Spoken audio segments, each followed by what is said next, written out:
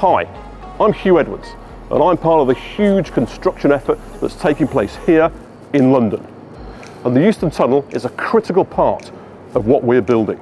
As the gateway for passengers travelling between London, the Midlands and the North, during the course of this year, we've been delivering a huge programme of preparatory works to enable the future construction of high-speed rail tunnels into Euston, into central London.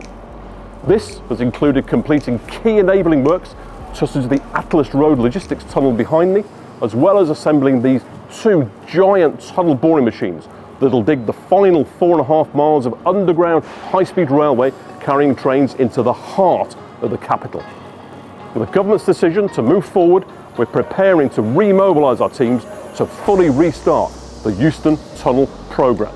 Hi, I'm Thomas Faulkner from HS2's Mainworks civil contractor, Skanska Costain Strabag joint venture. Our team has been constructing the Euston stub tunnels, which you can see behind me, spray concrete lining tunnels that will be launch points for the tunnel boring machines.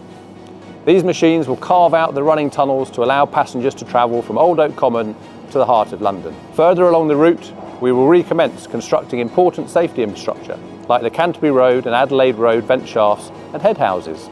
Work on these sites has been paused, but will be restarting as part of our programme to build HS2 all the way to the heart of London. At the Euston Approaches site, progress has continued. Now we have the green light to proceed. Activity here will ramp up to ensure the timely completion of this essential infrastructure.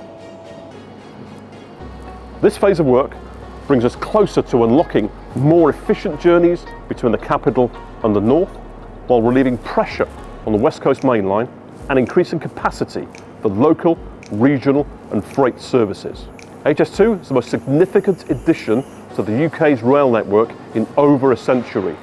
Once operational, it'll connect people, regions and economies like never before, driving growth, creating opportunity and shaping the future of rail in Britain.